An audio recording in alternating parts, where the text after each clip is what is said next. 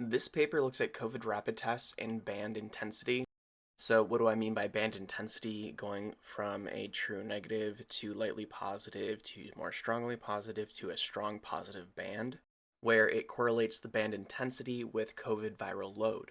This paper specifically looked at the Roche SD Biosensor rapid antigen test, which is another one of our N-antigen or nucleocapsid protein test, where they tested for COVID in non-hospitalized symptomatic patients. And what they found is that the test band intensity strongly correlated with viral load, which just reinforces what we've been showing in the past few papers, that if you're positive on these rapid tests, then you're actively infectious to others. This paper is providing more credence to it. But first, let's briefly talk about a concept that gets misused a lot, and this is correlation and causation. And then I'll explain why this paper is actually very strong evidence to support what we've been seeing.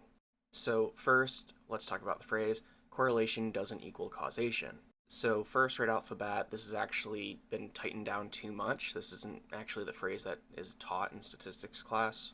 The true phrase is that correlation doesn't necessarily equate to causation. It might sound a little pedantic, but that is actually the phrase. And it is meant to be set up as a mental safeguard so that you just don't automatically assume something to be true or something to be the case, that you think of things that could possibly influence your variables, or some confounding outside factors. So let's do a theoretic example to talk about the subject. To paint the scenario, let's imagine that you're a cheesemaker in Wisconsin, and you start to notice that on Saturdays and Sundays, and sometimes even Fridays and Mondays, that you're having this huge surge of cheese sales. And then after a little while, you make the connection, oh, Green Bay Packers, they're cheese heads. People want to eat cheese during these football games, so I'm having an increase in cheese sales. So then you look up the Green Bay Packers schedule, you take all those dates, and then you pull out from all of your past sales what those dates were and what the sales were, and you compared it to the average of the rest of your sales that weren't those dates. And you notice that, yes, I have like 2 times or 3 times the sales I would normally have on those dates than I do on all the other dates, the average of all the other days. So you see that Green Bay Packer games are correlated with increased cheese sales, specifically the day before the game and the day of the game. So this is a great piece of information. You've just shown there's a correlation between those games and then your sales. So you can prepare your stock, you can bring in more supplies, and make sure that you have enough to make good on those days. But then the caution here is that the correlation does not necessarily equate to causation. Going too far with that information that you just found out would be something like saying, oh, so anytime I have an increase in sales, it's going to be because of this Green Bay Packer games. That's taking it too far because there's going to be other signals in your data.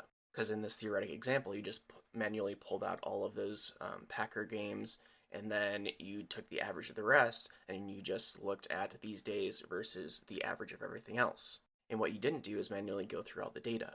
And if you manually go through all the data, you might find out some other things. For example, you might see that bi-weekly that there's some sort of cheese enthusiast club that is consistently increasing your sales on random days that aren't the Green Bay Packer games. You might have an over-enthusiastic customer that buys a month worth of supplies at a time and comes in on the first of the month every single month, and etc. So the caution here is making sure that you don't just say, oh, since the data is going up, that must just mean there's a Green Bay Packers game today. That would be an incorrect conclusion, because that spike in sales is not always going to be the cause of a game. It might be one of those other things, and that's why that phrase is there. It's to be a cautionary principle. Now, diving back in, so in this study, they assessed the performance of the Roche SD biosensor, this rapid antigen test, with both reverse transcriptase PCR and virus culture. The study was conducted at the largest drive-through testing location in Rotterdam, Rijnmond, and they only included adults, people 18 years and older in the study. In their study, 2 swab specimens were taken, one through the mouth and one through the nose, and these were done for reverse transcriptase PCR and virus culture.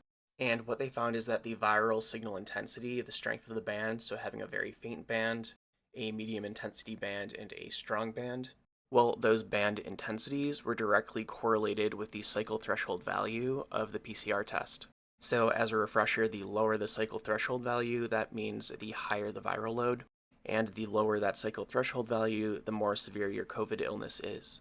And interestingly, there was a time component with the strength of the signal, where for strong positive samples they appeared within 5 minutes after starting the test, while about 3/4 of the weak positive bands required the recommended 15-minute readout period to show. And at least in 2021, they were able to identify about 97% of people that had sufficient enough viral load to enable culturing of the COVID, meaning that it was replication competent, meaning that it could infect other people, suggesting that the rapid test alone in this population would have a high sensitivity for identifying infectious people. So from the past several papers we've shown, we can pretty confidently say that yes, if you're positive on a rapid test, that you are definitely going to be infectious to other people. The cautionary principle here is that since the tests have declined in sensitivity over time, predominantly due to progressive mutations over time of the nucleocapsid protein without the updating of these tests, that a negative rapid test is not necessarily an indicator of you not being infectious to others. And this is most relevant in the window just before you first test positive and for a while after you first test negative. Because as a reminder, it's taking about 3 to 5 days after you first develop symptoms to first test positive on these rapid tests. And that's because the viral load is no longer initially jumping right away. It's sort of declined its slope. It's taking a while to reach that peak, which stresses the need for serial testing multiple times over the course of multiple days, doing that cheek, back of the tongue, and nasal swabbing combined, which will boost the sensitivity of the test, making sure you're using a higher performing test like FlowFlex, and that you're adequately gathering sample so that you're doing it for appropriate periods of time in your collection process, in addition to stirring for the proper amount of time, pinching the Q-tip as you lift up, and then getting enough sample into the test strip itself. Those are all assumptions in running the test to make sure that this is valid.